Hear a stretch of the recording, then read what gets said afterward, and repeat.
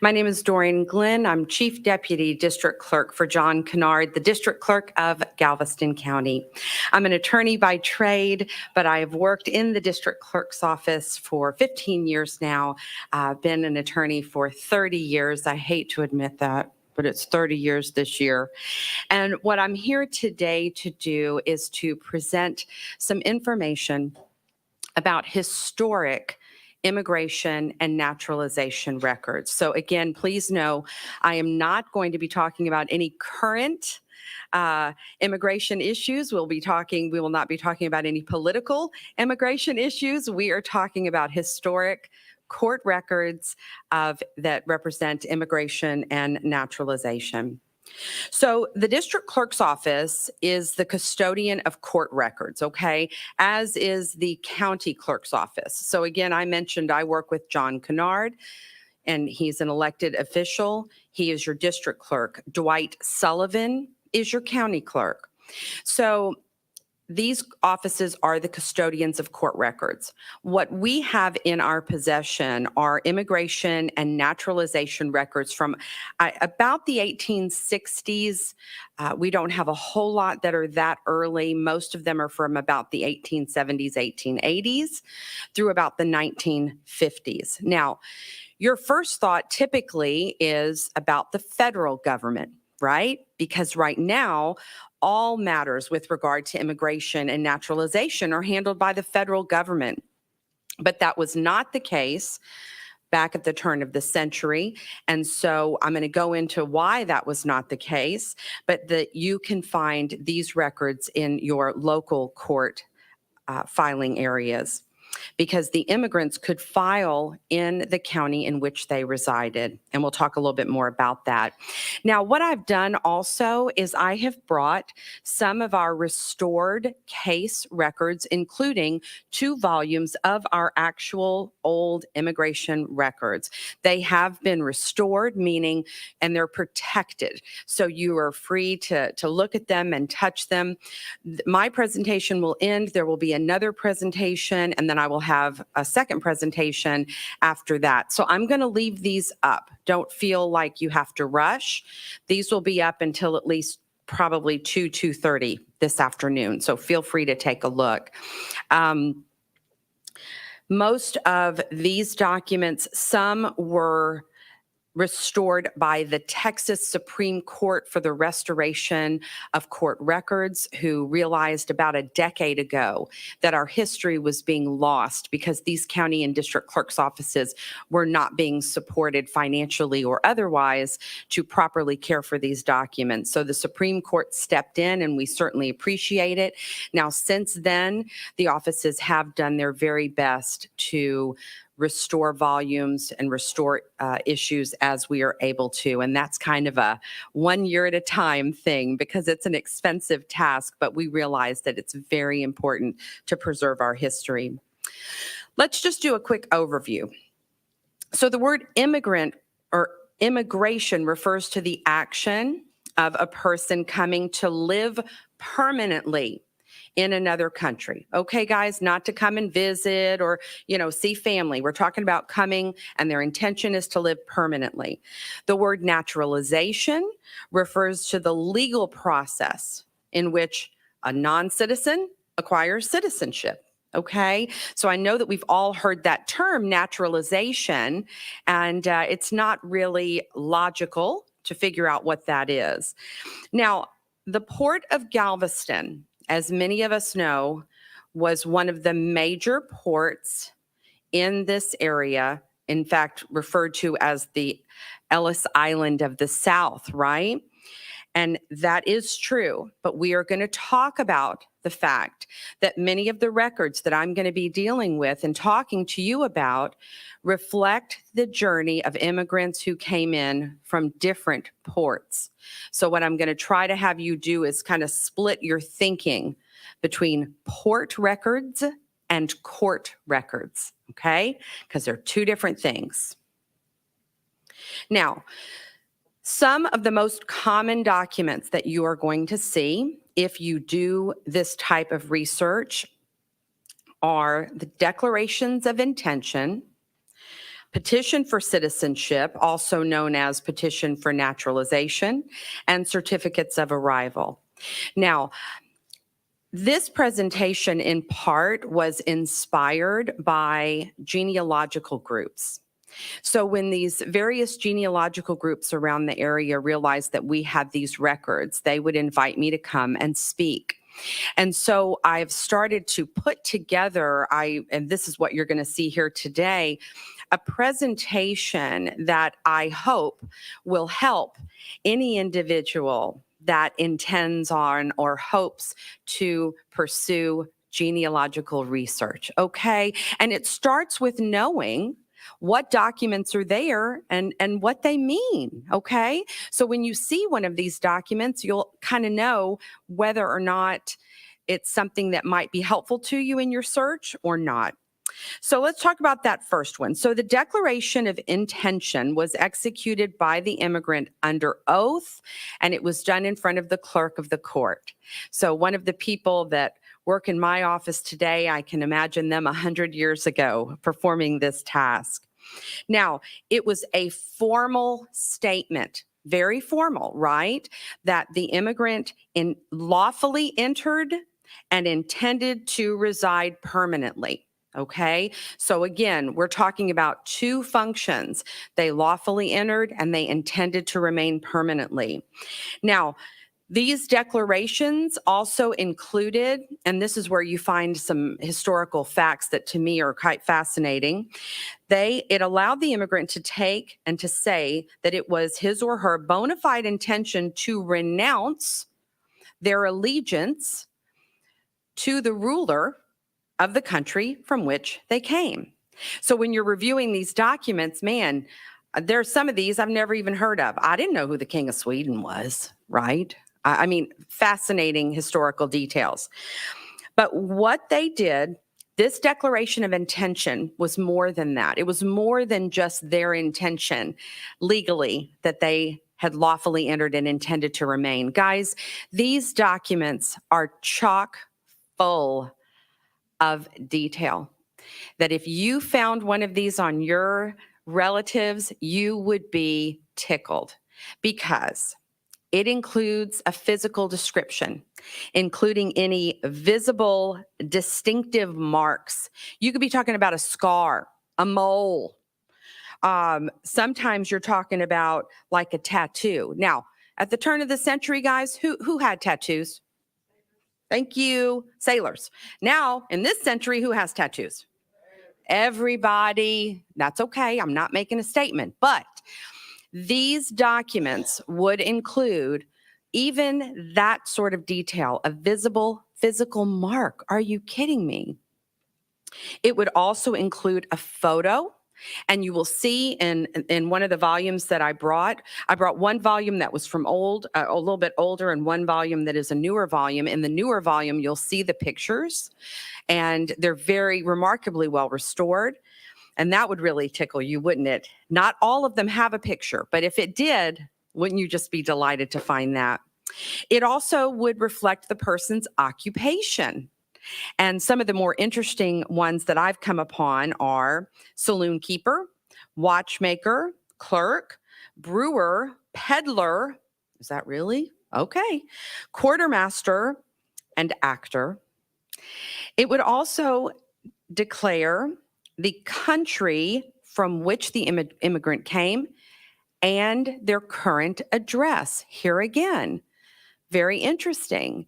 Maybe you had a vague idea of where they settled, but not an exact idea. They would include the name if it was a woman, although again, many times this was the man as the head of the household, but it would include the name, including a maiden name. It would include an age, and it would list for the man a spouse and children. Now, with regard to all of this detail, you could also find in some of these records witnesses, and we'll talk about that in a little bit. And you could see that these neighborhoods were forming. They all kind of were living in the same neighborhood, and they developed these friendships, and there was a lot of support for these individuals when they came into the country. So again, the Declaration of Intention is a very rich source of information, and it may also, and in one of the examples that I'm going to show you, sometimes it can clear up a little bit of confusion. So let's say you have been doing some research and you know where your ancestor was born, but they may have immigrated from a different location. So we're used to following the path, right? And you think, well, this is reasonable. The person was born here, so I'm going to search here. And well, no, they may have made a move even in the old country, so to speak. So they immigrated from a completely different location. So I know there's a lot of confusion, but if you are able to find some of your family in these records, it'll certainly illuminate part of their history. The next document that we discussed, so this petition for citizenship or naturalization. Now, guys, that document was filed with the court, and it served as the formal legal request for that person to become a legal citizen. So that's the formal legal request. Also includes some fascinating details about the journey that these people took to get to this point where they were asking for the court to declare them a citizen. It again reflects where they're born and the name of the leader of the country from which they came. Now, in this petition, and I'm going to read this to you because I think there's so many parts of this that are fascinating. Each immigrant had to swear to the following. I am not a disbeliever in or opposed to organized government, or a member of or affiliated with any organization or body of persons teaching disbelief in or opposed to organized government. I am not a polygamist. Okay, we're going to talk about that in just a minute. Nor a believer in the practice of polygamy. Good to know. I am attached to the principles of the Constitution of the United States and well disposed to the good order and happiness of the United States. Do you just love that phrasing? They want the United States to be happy. Good, good. Okay, it is my intention to become a citizen of the United States and to renounce absolutely and forever all allegiances and fidelity to any foreign prince, potentate, state, or sovereignty, and particularly to ... That's where you would fill in the blank of which prince or potentate they were actually renouncing. Again, there's a lot there, and we're going to break that up just a little bit. So that was the oath, and that oath of allegiance is what that is called, an oath of allegiance. And certainly these individuals took this very seriously. They had entered a new country, and they took this oath very seriously. And again, we're going to circle back to this, but I am going to talk a little bit more about that little mention of polygamy and anarchy. Again, not a supporter of either one, but I was just a little surprised to see how prominently they factored in these documents. So guys, let's talk about the certificate of arrival. So that's the last type of document that you're likely to see when you're doing these. So the certificate of arrival was issued by the U.S. Department of Labor, and later it was the U.S. Department of Justice, that included the name of the person entering the country. It included the port, okay? It included the port from which they entered, the name of the vessel. Come on, the name of the vessel. How fascinating is that? And what I want you to know and want you to remember is that, again, I'm talking about Galveston County records, but remember, our records overall go back to 1839. And Galveston, again, was the Ellis Island of the South. But we are not talking about court records that reflect only individuals that came in from the Port of Galveston. I'm going to give you some examples of the other ports that these individuals came in, but we have their court documents because they settled in the Galveston County area. So some of the examples, they may have come in through New York. Now that's the first one everybody thinks of, isn't it? That's, you just automatically think, well, there were more ports than that. New Orleans, Mobile, Philadelphia, Baltimore, Norfolk, Boston, Charleston, Tampa, Key West, Baton Rouge, Pensacola, etc. So the fact that they ended up here is the reason that their court documents were filed here. But sometimes for individuals that are trying to do the research, they cannot get past the port in which they know their relative came. Try to separate the two. Try to separate what you know about the port they came in with the court that these documents may have been filed in, okay? That might help you. So, the process. The immigrant would file the declaration of intention with the court. It was a local court, the one that was the closest to them or the one that was the most convenient, which is why I say that not only our district court, but our county courts probably had some too. So both Dwight Sullivan and John Kennard are custodian of these records. It was filed after the person had been in the U.S. for at least 2 years.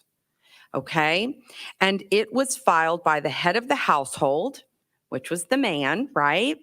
And you would see a woman file if they came by themselves and were not married, but I have to say these were pretty rare. So they had been in the country for 2 years. That's pretty significant, really, when you think about it. But they were trying to establish themselves. They were trying to get their feet under them, if you will, and become part of the local community. Now, the immigrant would file the petition for citizenship or naturalization about 3 years after the declaration of intention was filed. Okay, we're talking about 5 years at this point, at least, that they had been in the country. Now, here's part of the issue. Again, if you'd allow me, talking a little about the genealogical research and some of the problems that people run into. Sometimes the document, the declaration of intention, was filed in one court. The petition for citizenship was filed in another.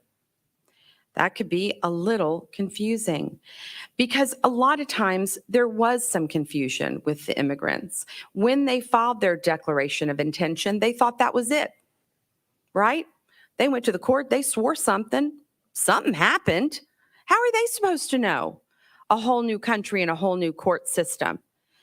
So sometimes there was some confusion. Now, if it was all filed in the same court, that court had those records, right? That court knew, yes, Mr. So-and-so, you filed your declaration on this date. We're going to accept your petition, and here we go.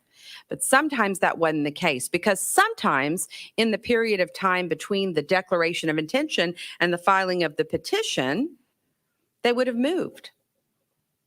So the court would have a part in this process with the petition. The court would either grant or deny it.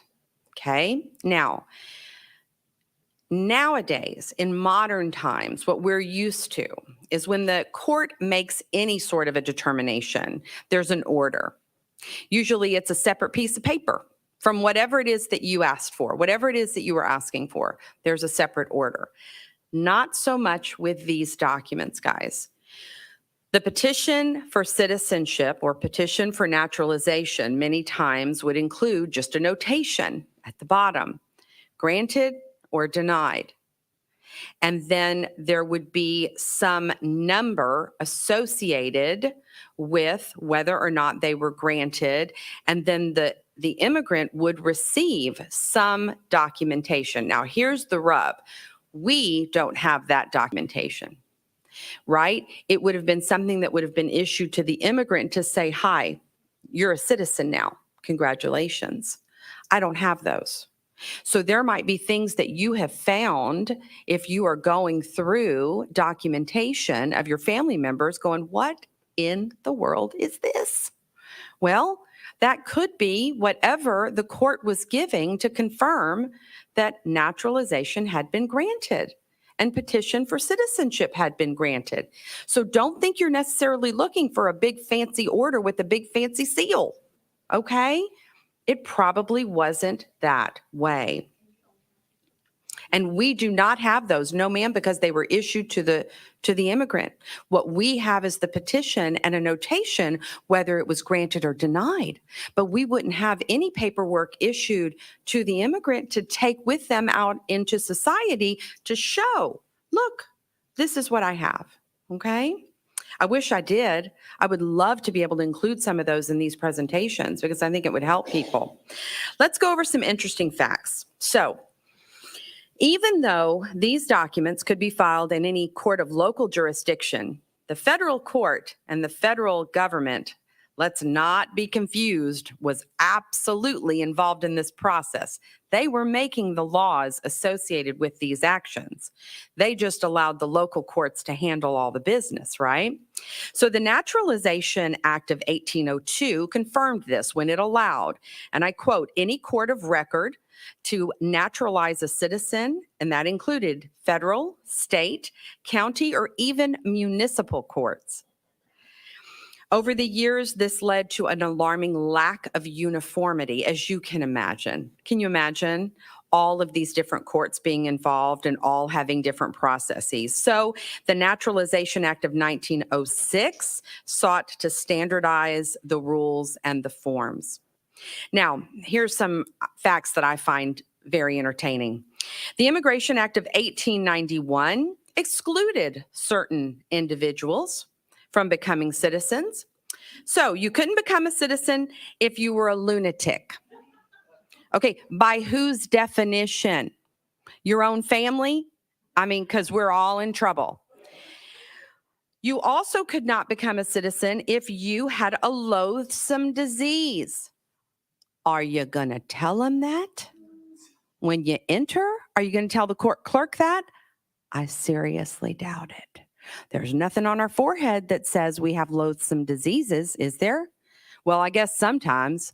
I guess if they had leprosy or something, there'd be I don't know. And then those who committed crimes of moral turpitude, right?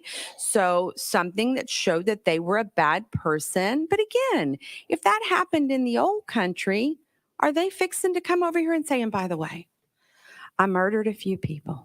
They deserved it. However, right?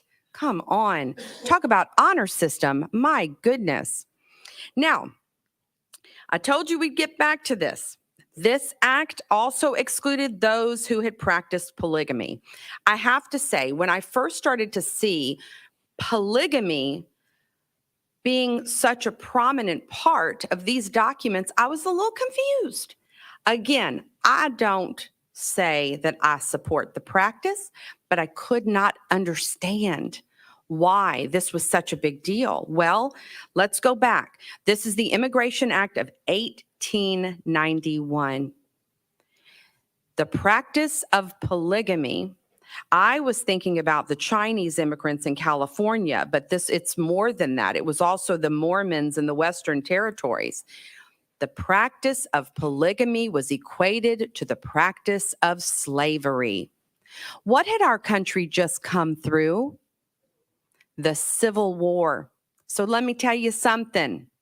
The federal government made it clear that no practice of that sort that was seen in any light as being equated to slavery would be acceptable in this nation.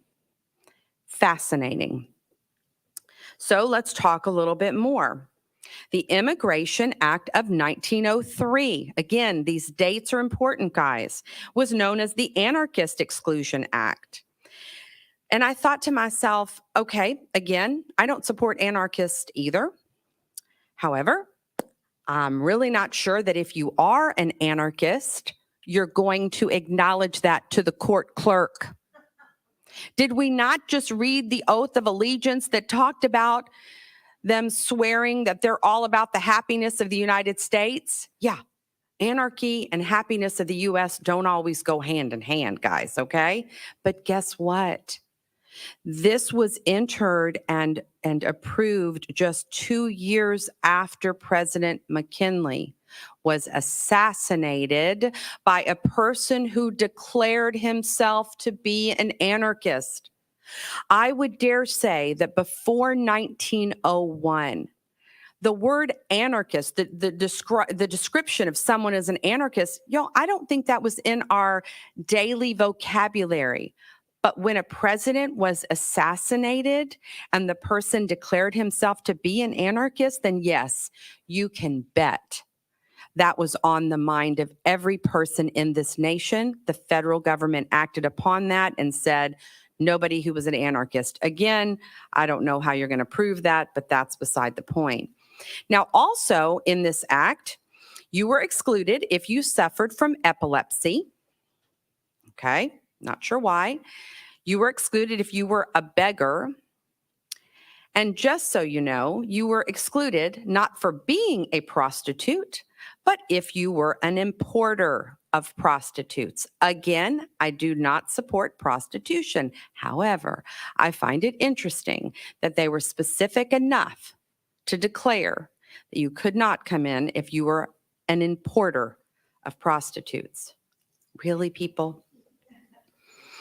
Another interesting fact, although a woman could gain citizenship through her husband, which seems natural, right? The husband, the head of the household, she could also lose it if she married a non-citizen, even if she never left the United States. Right? Nowadays, we can't even fathom. Can you imagine someone trying to take your citizenship away? No, we can't. And then some individuals were granted citizenship based not upon the amount of time they spent in the United States. Remember, we talked about you're here for 2 years, then 3 more years, etc., but their service to their nation. So veterans, people that had served our country in some capacity, then they were able to bypass some of this. You got to be here 2 years, you got to be here 3 years. No. If they were on this soil and they fought for this nation, then they were able to bypass some of that. And then some were given, we call it derivative citizenship. So this is really more where you see the wife and the children, guys, okay, where it's more derivative. So the citizenship, the petition, the declaration was all in the name of the husband, and then the family was derivative of that. And as I mentioned a little bit, but we're going to look at a lot of history about world leaders and vessels is reflected in these documents. A couple of things I want to point out too. Immigration, guys, was originally seen as an economic issue. Now, you and I don't think about it as an economic issue at all, right? It was not until World War II that it was seen as an issue of national security, right? Think about it. Even after World War I, it was not considered an issue of national security. It was considered an issue of economics. Well, not after World War II, thank you very much. That's when everything changed, and that's how we have it now. Is that not right? Where we are talking in terms of security and national security and borders and all of that. Now, even the vessel, as we talked about in the certificate of arrival, the vessel that the immigrant entered on or entered upon, that can be very interesting, and I'm going to give you an example. The Lusitania. Now, we don't have to be maritime buffs to have heard of the Lusitania. The Lusitania was torpedoed and sunk by a German U-boat in May of 1915, killing almost 1,200 people.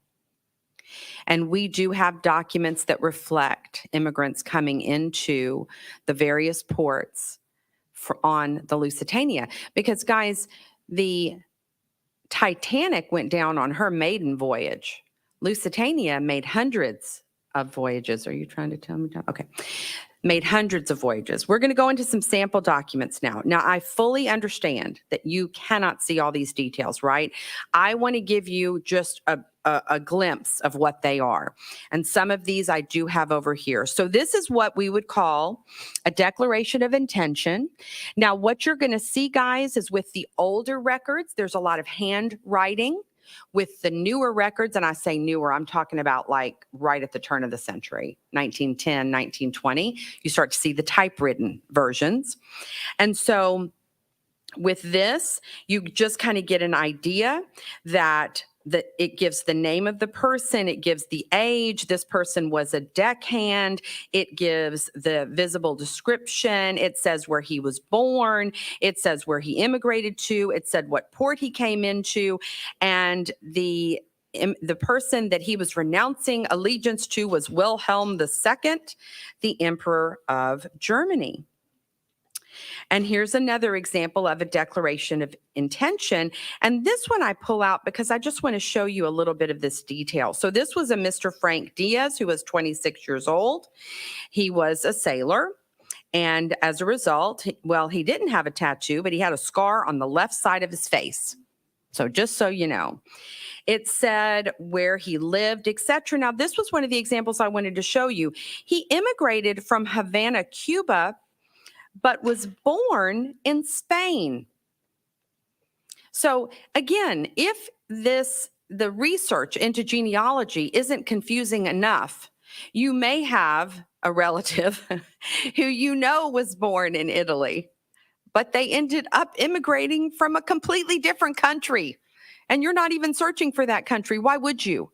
So in this instance, if they knew their family came from Spain, why would they search for Cuba? You see, there's just always something, but there's a lot of rich detail. Now, this I found interesting. Remember the one from before that showed that the person had announced allegiance or renounced allegiance to Wilhelm II? Well, look at this one. You can tell now we're in the 1915 now.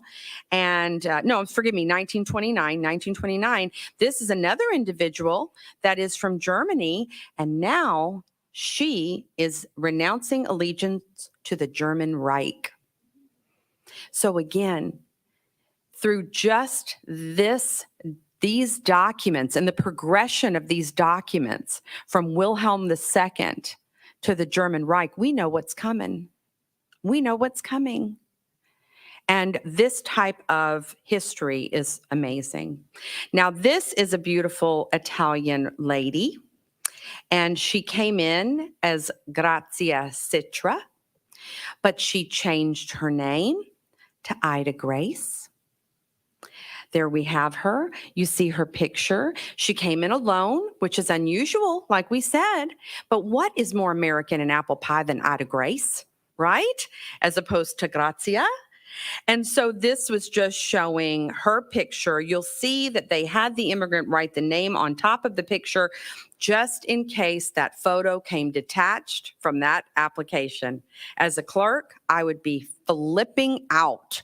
There'd be no way to connect the two, right? So they would have them write the name on there.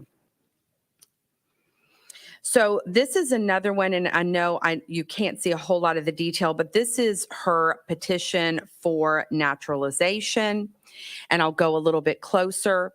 In her oath of allegiance, she was renouncing allegiance to Victor Emmanuel III, the King of Italy. Again, I had never heard of him.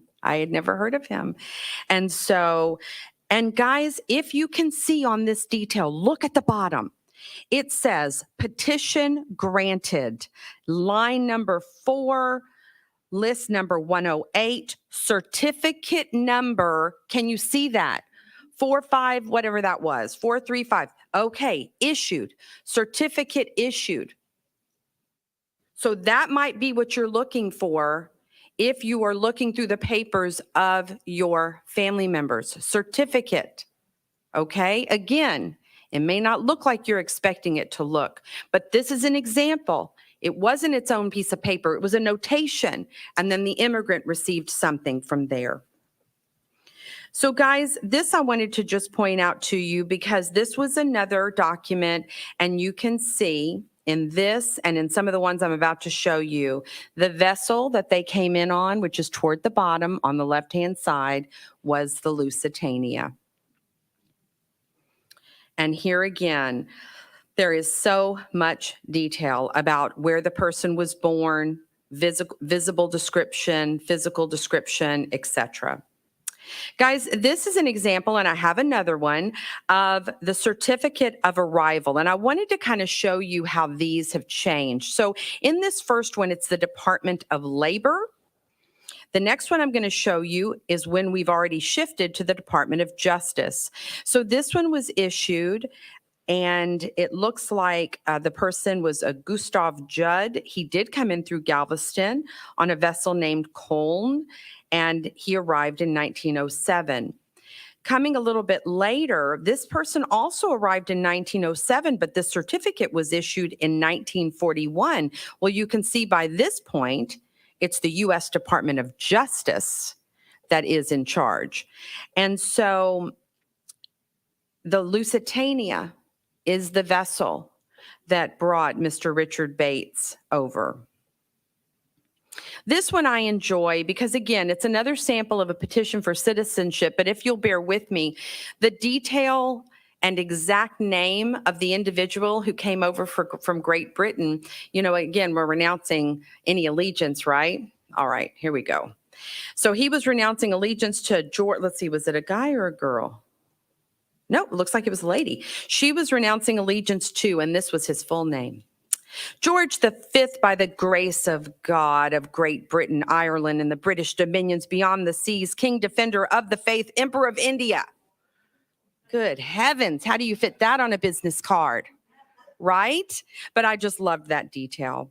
Now, guys, in these last few slides, I just wanted to tell you all of our immigration documents are digitized. That means they are all available on a website. I've put a stack of my cards there. And if you are searching, you can come to our office. You can enter a name. Again, it is not perfect technology, but this portal was created about 10 years ago. And I was telling one of the members here of the audience that I had searched my mother's maiden name, which was Massa, and it brought up Massachusetts. And I said, thank you very much. I don't care about that. This is what the website looks like. You'll see my boss over there on the side, and you'll see over there toward the bottom left, there you'll see that it says the immigration portal. And again, there are some steps that you have to take to do the online search. I'm happy to help. I'm absolutely happy to help. And you will see a preview, guys. So if you find a document before you have to make the commitment to pay $1 or whatever, right, to print it out or download it, you will see a preview that has a watermark on it. And that helps you because that will, again, for me, it would help me to see, nope, not Massachusetts. I don't need this one. We also have indexes, and I had mentioned this to you, sir, that pulls up the names, and it also helps us go across to see, do we have records of that individual, and if so, in what volumes, okay? So guys, again, my cards are here. I know that my time is up. I appreciate your attention, and thank you very much for having me today. Thank you.